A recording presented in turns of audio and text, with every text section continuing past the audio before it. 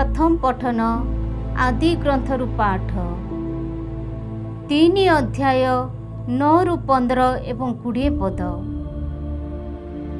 किंतु प्रभु ईश्वर आदाम को डाकी पचारिले, तुमे केउठारे अछ?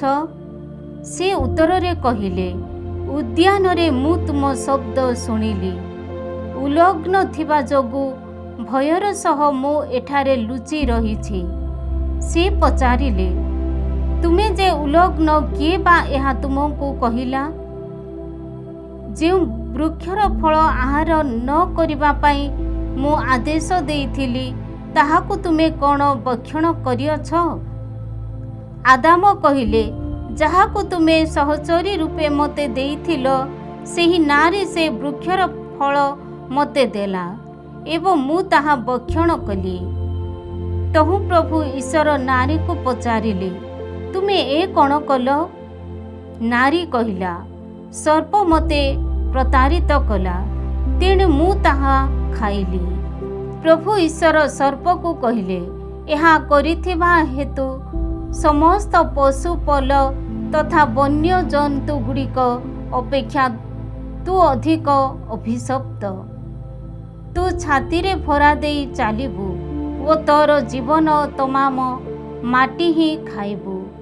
तोर तथा नारी मध्यरे ओ तोर संतान तथा तार संतान मध्यरे मु शत्रुता जन्माइबी। से तोर मस्तक को चूर्ण करिब एवं तू ताहार गइंठी को आघात करिबू। से नारी को कहिले, मु तुमर प्रसव वेदना अतिशय बढ़ाई देबी। तुमे बहु क्लेशर सह संतान को जन्म देव, तथापि पति प्रति तुमे अभिलाष करिब वो से तुम उपरे प्रभुत्व करिब। आदाम निज पत्नी को एवा नाम रे नामित कले, कारण से अटे जीवित समस्तଙ୍କ माता। यह ईश्वरंकर वाक्य। ईश्वरंकर धन्यवाद। साधु जहन्नम को लिखित सुसमाचार पाठ अध्याय 19 पद संख्या 25 रु 34। सैन्य माने ताहा ही कले।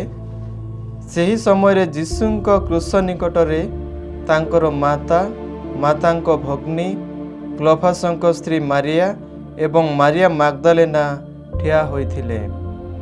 जीशु तांकर माता ओ तांकर शिष्य जहाँको से प्रेम करुथिले तांको निकटरे ठिया होइथिबा देखिले।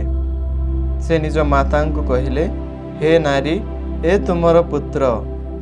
तत्परे से शिष्यंको कहिले, ए तुमर माता। सही समय ठारू सही शिष्य तांको निज गृह को नहीं गले। या परे जेतेबेले जीशु जानिले जे समस्त विषय समाप्त होइछि, से कहिले, मु तृषार्थ।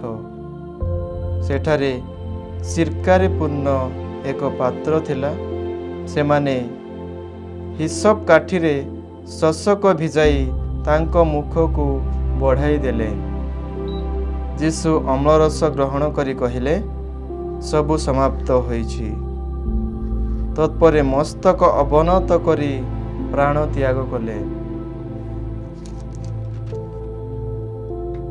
से दिन थिला विश्राम बारर प्रस्तुति दिवस। सेही विश्राम बार एक महोत्सवर दिवस थिबा हेतु सेही दिन शव गुड़िक क्रूस उपरे रहिबा जिहुदी माने चाहू नथिले। तेणु सेमाने पिलातंकु अनुरोध कले जेपरी क्रूसविध व्यक्ति मानकर गोड़ भांगी सेमानंक शव गुड़िक ओल्हाई दिया जाऊ। तापरे सैन्य माने आसिले एवं प्रथम व्यक्तिर गोड़ गुड़िक भांगी देले। तापरे अन्य जनकर जे ताहांको सह क्रूसविध होइथिले। किंतु सेमाने जेतेबेले जीशुंक निकट को आसिले, सेमाने देखिले जे से मरी जाइछन्ति। तेणु सेमाने तांको गोड़ भांगिले नहीं।